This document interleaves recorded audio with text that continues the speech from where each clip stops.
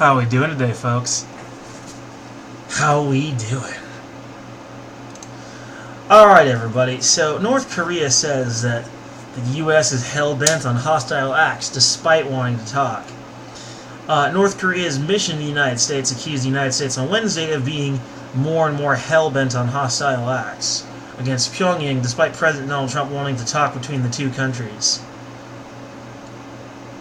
And what hostile acts would the United States under United Nations direction commit, you say? Well, what do you think? What would be perceived as a hostile act that we've been doing lately? If you guessed sanction, you would be right. It never ends. In a statement, the mission said it was responding to a U.S. accusation that Pyongyang breached a cap on refined petroleum imports. In a letter that it said was sent on June 29th by the United States, France, Germany, and Britain to all UN member states urging them to implement sanctions against North Korea. What can't be overlooked is the fact that this joint letter was carried out by the permanent mission of the United States to the UN under instruction of the State Department on the very same day when President Trump proposed for the summit meeting.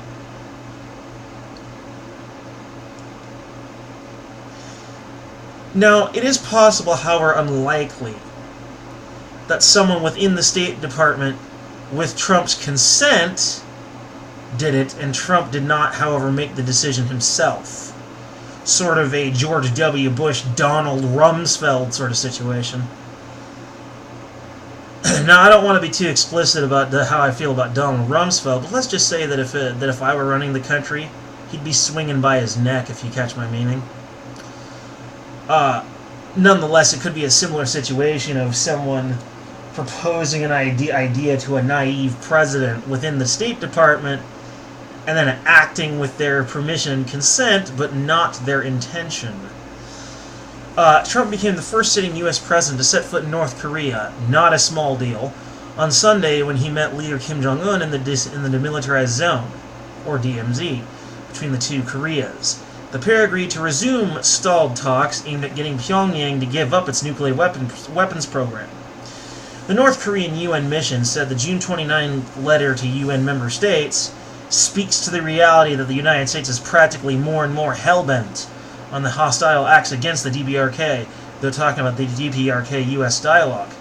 I'm trying to eat my mustache. Time for a trim, perhaps. Yeah, a lot of countries do actually see sanctions as a hostile act. And I agree, they are a hostile act. You're literally attempting to modify another country's economy without their consent most of the time. Or ever, really. North Korea is formerly known as the Democratic People's Republic of Korea, or DPRK. Formerly known? Well, did they finally admit that they're not democratic or a republic? I mean, since when does anyone in North Korea actually vote? Pretty sure it's a dictatorship. Anyway, the UN Security Council has unanimously boosted sanctions on North Korea since 2006 in a bid to choke funding for Pyongyang's nuclear and ballistic missile programs, banning exports including coal, iron, lead, textiles, and seafood, and capping imports of crude oil and refined petroleum products. Obsessed with sanctions. Excuse me.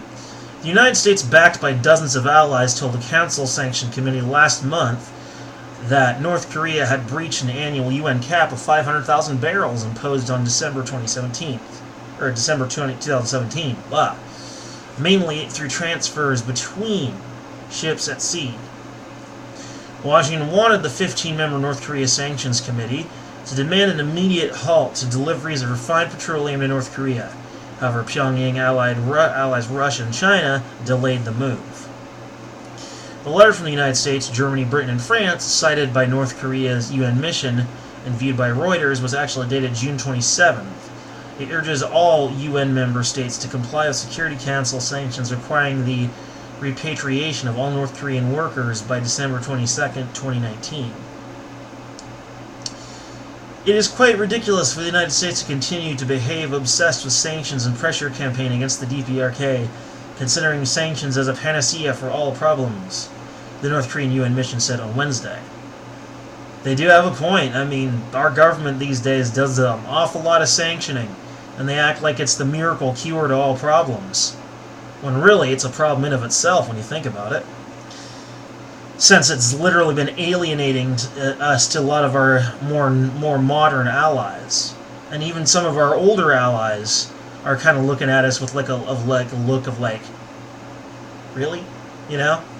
So like, it is a little crazy. So they're not totally in the wrong about this. Following Sunday's meeting between Kim and Trump, U.S. Secretary of State Mike Pompeo said a new round of denuclearization talks would likely happen sometime in July.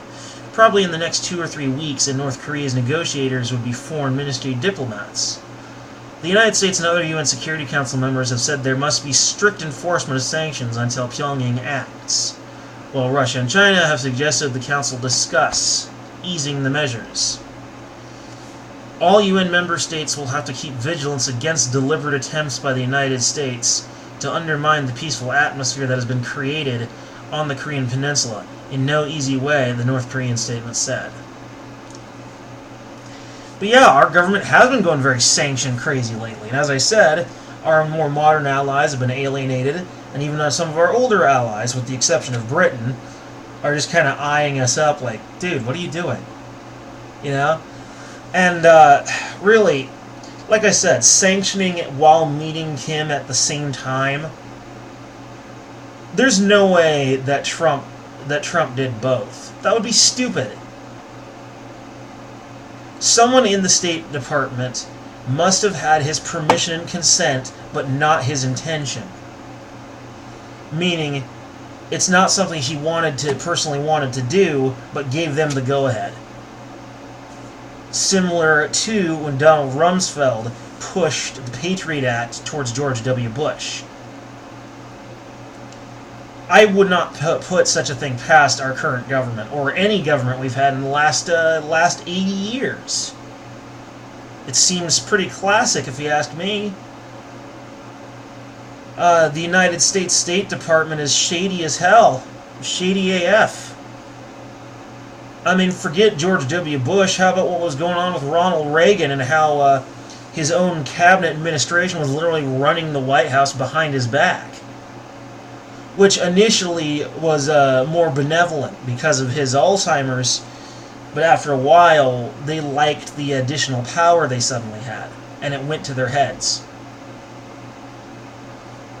What started out as noble ended up being corrupted by too much power. There's a lesson in that. There's also a lesson in this, which is never ever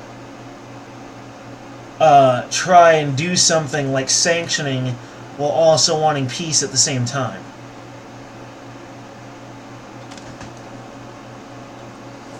It sends a mixed message. What it says is, we want to talk, but apparently we don't want absolute peace. We just want to talk, but we're still going to sanction your ass. And how else is that such a message supposed to be received? With smiles and giggles? No, of course not. It's going to be greeted with a handshake, but also a very large frown.